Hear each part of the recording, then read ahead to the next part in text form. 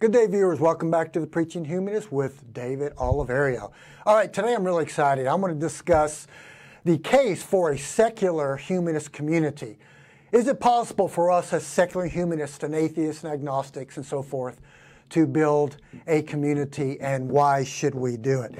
I would say my main passion has been for many years now, as a former Christian preacher and evangelist, and now as a secular humanist atheist, to go out and perform atheist activism out there with believers. I do it quite often. But there's another side to it. Excuse me. Another side of me would be a great passion to see a community for secular humanists, atheists, agnostics, which whatever you want to call yourself. And today we're going to discuss that. I would like to say that it's very possible that we can do this. It's plausible to do this. I will discuss why I believe it's very, very important. Now, the question is it for everybody? Is it for all secular people? Well, I would say my experience with talking with people for years, on both sides, on the Christian side and, of course, on the atheist side, the secular side, it's not for everybody. But there are many people that are leaving churches and coming into secular humanism and atheism that miss and long for a community that church once helped them with to meet these needs. But you know what? We can do this. So I want to discuss why we should attempt and try to build a community, an organized community of unbelievers. Why should we? Number one, simply biology. We are a very, very social species.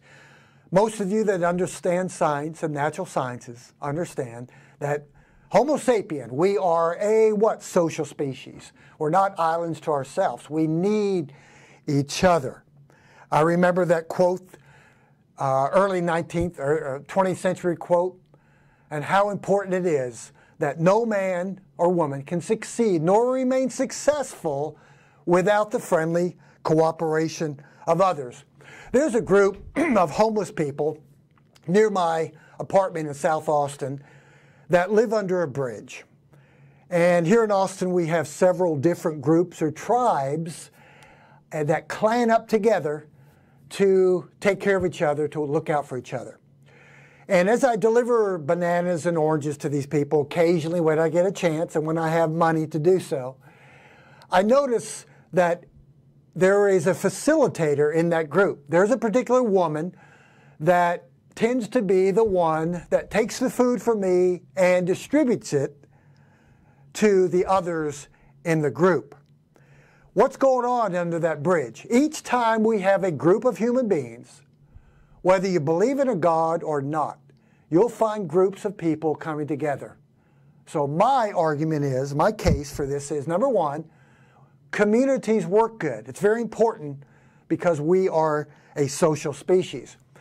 My girlfriend Christine and I are now committed to a secular humanist group of communities called Oasis. We have one in Austin we're committed to.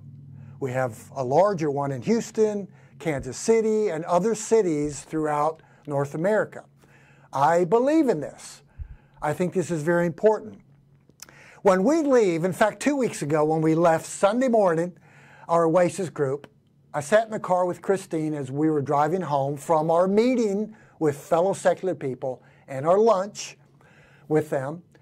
I told Christine, I said, isn't it interesting that the same feeling we have now, the feeling of camaraderie, that feeling of chemistry, of belonging, of harmony, of solidarity, of just pure happiness and joy that we feel now leaving the secular group, being around and amongst friends, people of coincidental philosophies and worldviews.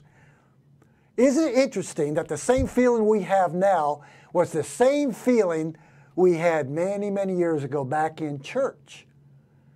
And I'm going to say that many people still hold on to churches only because of this reason. We have something to offer them. The same thing, but without the supernaturalism. So yes, it's that same feeling which proves these feelings are universal, amongst human beings because we're a social species. Why else should we try and attempt to build a secular humanist community?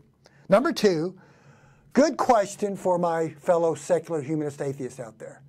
Who will house, who will receive the many, many numbers and ever-increasing numbers of people leaving churches?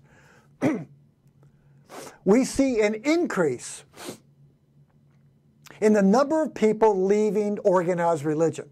Call yourself a nun, call yourself a bright, call yourself atheist, whatever. More and more people are coming to the conclusion that there's no evidence for the supernatural. So, what do? Well, they leave these churches.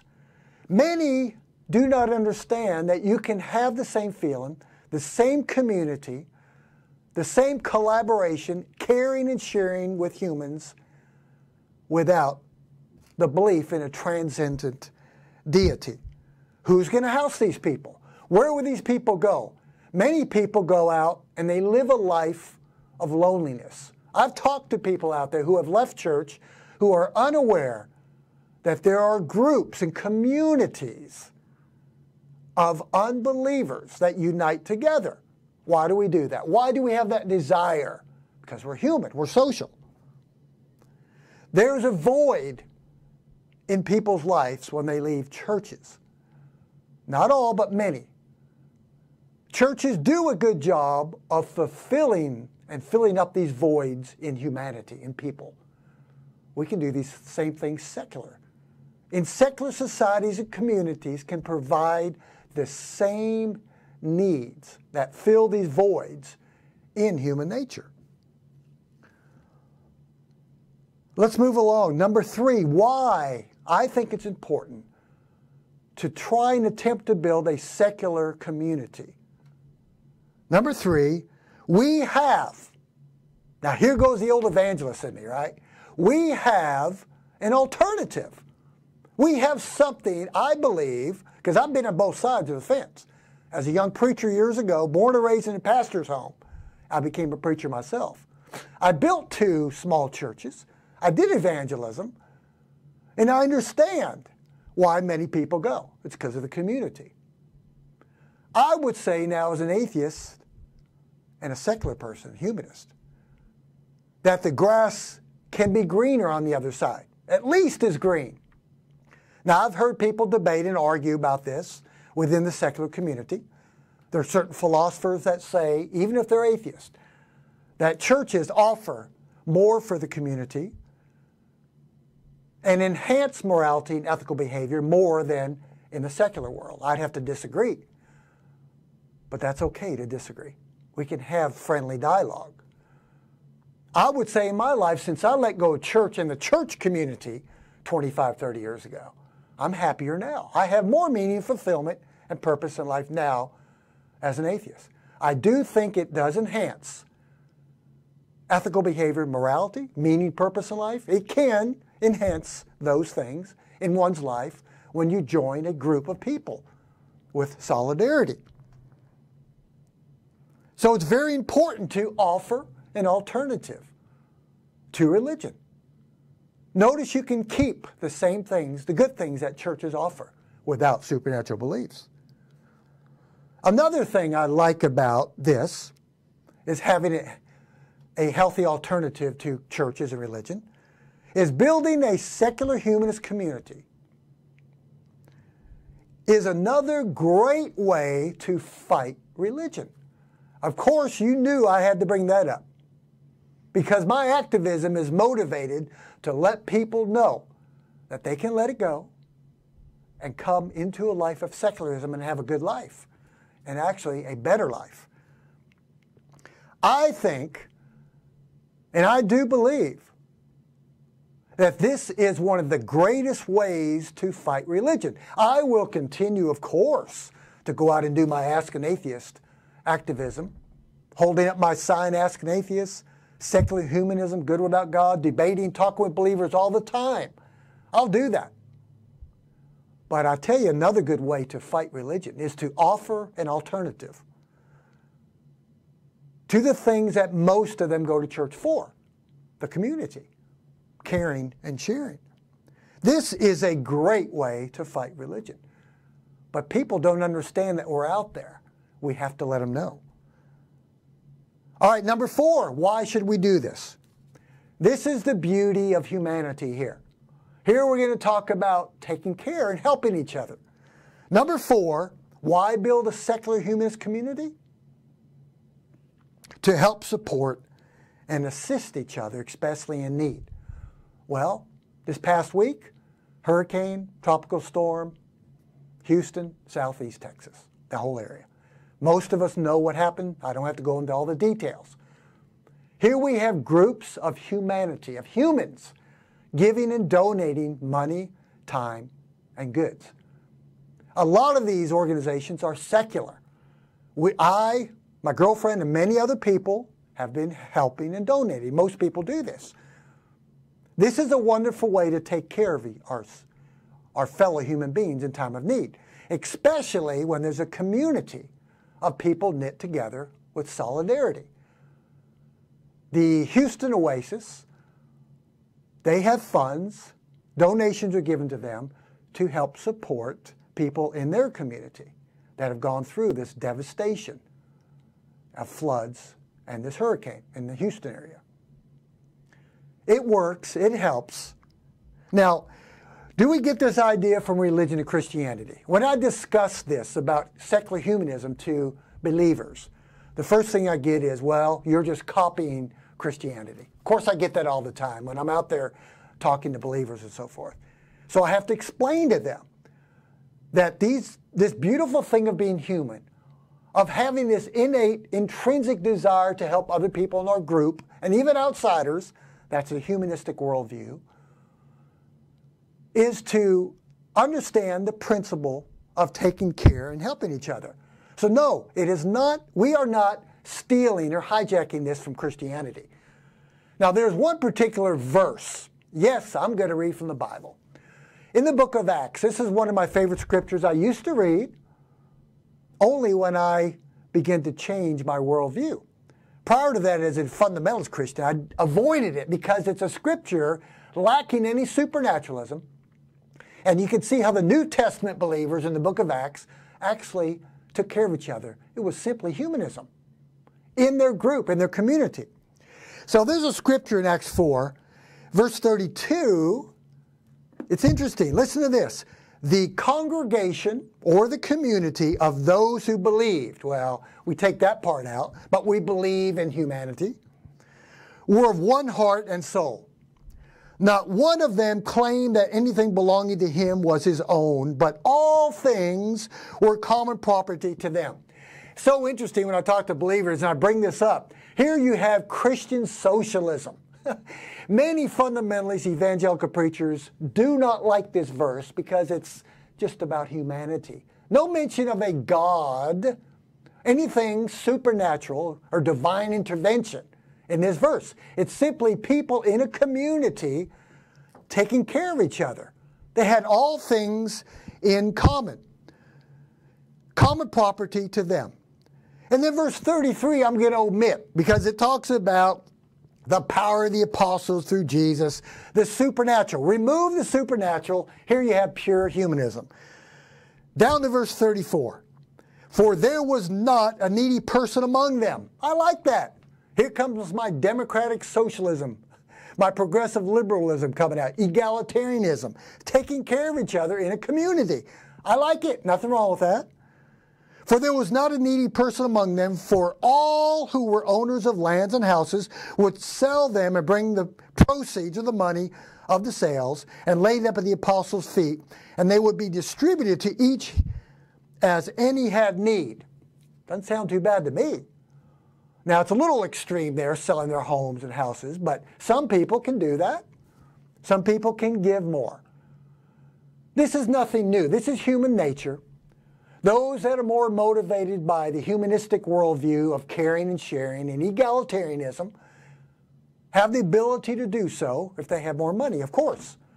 But here we have a scripture in the Bible, which is pure humanism. It's a community of people taking care of each other. What a concept! Human nature. Read anthropology, world history, science, hunter-gatherers, groups, tribes. We took care, we looked out for each other. Reciprocal altruism throughout the social animal world, the kingdom. We, as a human animal, human species, the same thing. It applies to us as well. Organized, secular, humanist communities. And here's what I envision. Now, I took that Bragg's personality test years ago. I wanted to see what I was. Am I an idealist? Am I a rationalist? What am I? Well, I came out 50-50. It's been a while ago. 50% of me, I'm an idealist. You can tell that right now. Oh yeah, this is what I envision. I've had this desire to see a secular community of atheists and agnostics and so forth and humanists for many years. In fact, I even thought about starting one because I started 2 churches before. But why? We already have Oasis. We have other groups coming up I want to support. Well, the test I took showed me 50% idealist. But what keeps me grounded, my feet into reality and being pragmatic and a realist would be the other side of me, the rational side. So I'm half rationalist and the other side, very idealist. Keeps me balanced, keeps me from flying off into la-la land like people that are primarily idealists. So it's a good combination and balance. In summary, my conclusion to the matter is this. Being out of church for 25 to 30 years, seeing that human beings are social, we have well-knit groups all together, whether they're Christians, Muslims, Jews, Hindus, secular, humanist, atheists, we're all the same. It's analogous. We desire community. Not everybody, but most of us do. My summary, the best way to implement the humanistic or humanist worldview. Now let me explain that real quick. I talk to believers and I hear them sing this song, God Bless America. God bless America. Now, when I hear that, I ask believers, now you believe in a God, you ask God to bless just America? Now the humanist worldview is, my country's the world, my race is human, and my religion's to do good. If you're going to ask God to bless America, why not ask your God you believe in to bless all humanity? Breaking down those walls of xenophobism and so forth, and tribalism. So the best way to implement the humanist worldview is from within a organized secular humanist community. Why is that? Numbers, consolidation, solidarity. 2 is better than 1 in most cases. In most cases, 4 is better than 2. In most cases, 8 is better than 4. A little example would be, I lived alone for the last 21 to 22 years after my divorce. I raised my kids as a divorced father and so forth. I lived alone. I was happy. I decided to live out the rest of my life without a partner because I was once married. I was happy. I met Christine. I had to make a choice. Is 1 better than 2? Can I get more done in my life and others' lives? Can I learn more on my own or living with someone else and having a committed relationship with someone else? I made the choice 2.5 years ago. We've been living together for 2.5 years. We have a great relationship. We don't agree on everything, but most major things we do. My conclusion is 2 is better than 1. You can get more things done. You learn more. You have the checks and balances. Sometimes I learn from her. I get off and she corrects me. Vice versa. That's the importance of a community. You can have friendly little debate, which helps keep us on, like Jesus said, the straight and narrow. I tell that to some of my secular friends. And they see me getting off a little bit. They'll kind of challenge me in my thinking. And I go, thank you. It gets me back. We need each other. No one is an island to themselves. So my whole summary here And conclusion is, I believe that it's very important to offer this very, very, very important thing to our very, very Christian country here in America, that we can build an organized secular humanist community, offering the same things, the good things that church offers. Take the supernaturalism stuff out, and voila, you have secular humanism, a community of people taking care of each other and reaching out to the entire world, making this world better every day. That's my worldview. Well, I wanted to challenge my fellow atheists and secularists on this particular topic. We're going to continue on this topic in the next episode. Thank you for watching The Preaching Humanist, where no God is required for a life of love, joy, peace, fulfillment, meaning, and purpose in life. And the good life is guided by reason and motivated by compassion and love. Have a good day.